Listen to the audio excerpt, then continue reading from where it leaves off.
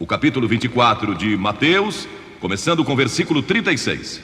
Mas a respeito daquele dia e hora ninguém sabe, nem os anjos dos céus, nem o Filho, senão somente o Pai. Pois assim como foi nos dias de Noé, também será a vinda do Filho do Homem. Porquanto, assim como nos dias anteriores ao dilúvio, comiam e bebiam, casavam e davam-se em casamento, até ao dia em que Noé entrou na arca.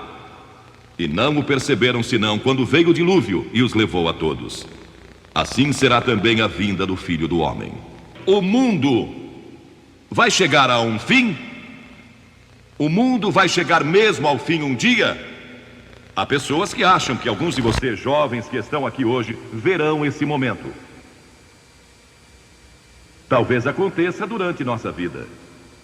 Metade dos americanos entrevistados para uma pesquisa há 2 meses declararam acreditar que uma guerra nuclear vai acontecer em nossa época.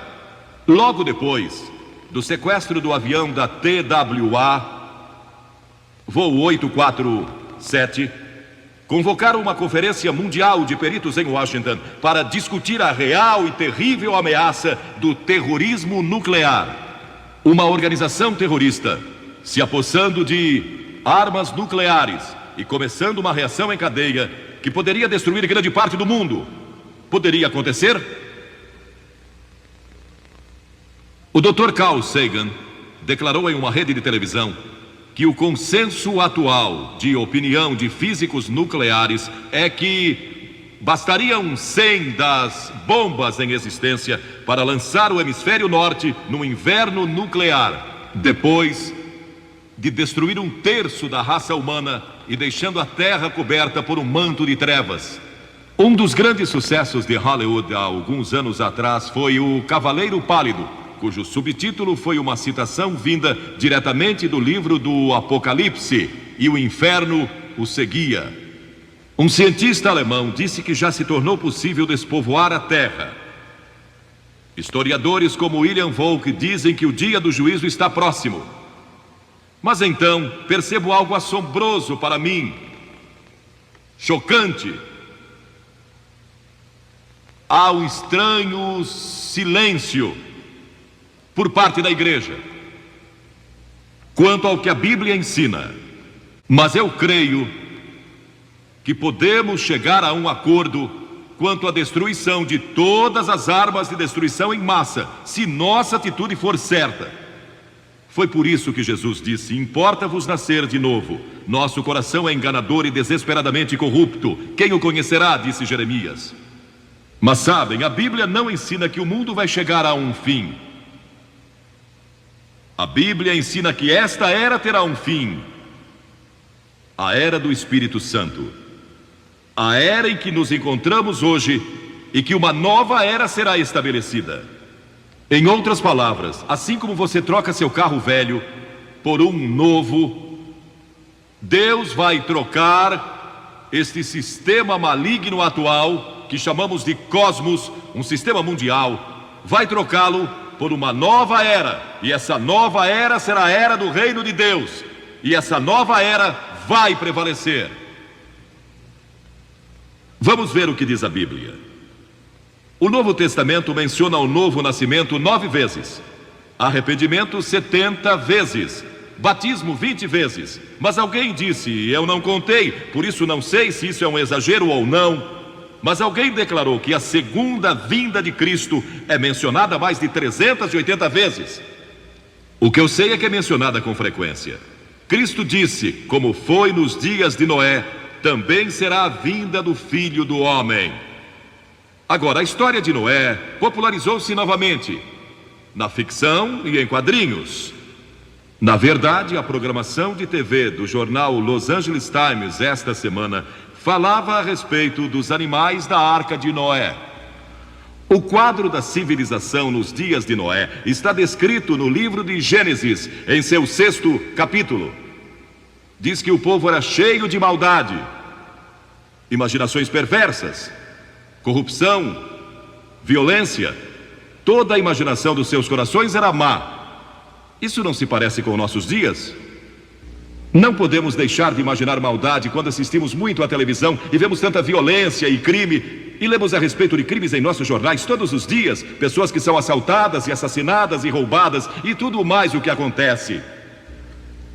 Isto nos preocupa, pois entra em nossas mentes e nos enche de temor. Era um mundo em que o casamento fora deturpado e a perversão sexual prevalecia. Era um mundo em que a violência prevalecia. Recentemente, na Conferência Internacional de Mulheres, patrocinada pelas Nações Unidas em Nairobi, a questão da violência contra as mulheres foi frequentemente discutida. E violência contra crianças, pessoas que maltratam seus filhos. Os crimes e a violência estão continuamente aumentando. Este é um mundo de religião em decadência. Não falo só do cristianismo, porque quase todos neste mundo são religiosos. Todo mundo. Mas é um tipo decadente de religião. Não é a verdadeira fé em Deus. Mas também é, e era então, um mundo ameaçado pelo julgamento de Deus. Deus disse: vou julgar esta geração. Agora Deus disse: vou julgar o mundo, vou fazer com que chova por 40 dias e 40 noites, e vou destruir o homem que criei, por causa de sua maldade. E vou começar com a raça humana outra vez. Mas então Deus viu um homem, em meio a toda aquela sujeira e maldade, violência e perversão, viu um homem que servia a Deus. Seu nome era Noé. Noé ousara andar com Deus. Ele tinha fé em Deus. E verdadeira fé mostra como você vive. Ele vivia uma vida disciplinada. E era um homem de integridade moral. Ele adorava a Deus. E ousou servi-lo. Ele era um não conformista. Zombavam dele em seu lugar de trabalho. E zombavam dele nas reuniões sociais às quais comparecia. Seus vizinhos e amigos não conseguiam entender. Eles diziam que ele era estranho, porque falava a respeito de Deus e orava e cria em Deus. Cria que Deus controlava o mundo. A Bíblia diz que pela fé, Noé, note, pela fé, Noé, sendo advertido por Deus sobre coisas que ainda estavam por vir, movido de temor, preparou uma arca. Deus disse: vou mandar um dilúvio, mas tenho que salvar Noé e sua família. Noé vive para mim. E Deus não pode julgar uma pessoa que vive para Ele.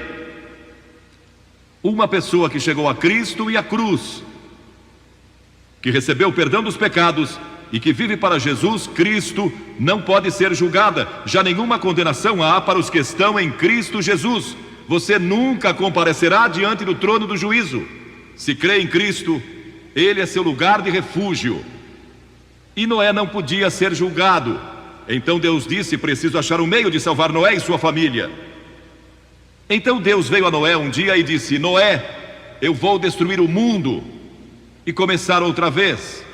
Quero que construa um grande navio e que o faça de cipreste. Cubra-o de piche por dentro e por fora.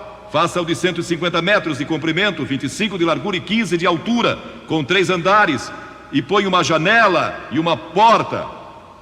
E comece logo.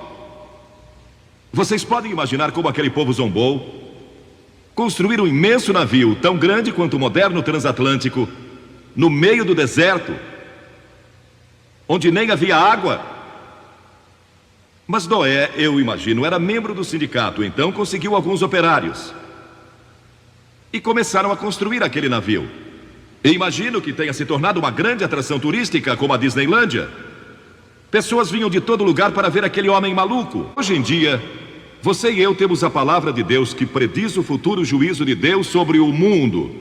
Mas também temos todas as evidências científicas do que pode acontecer.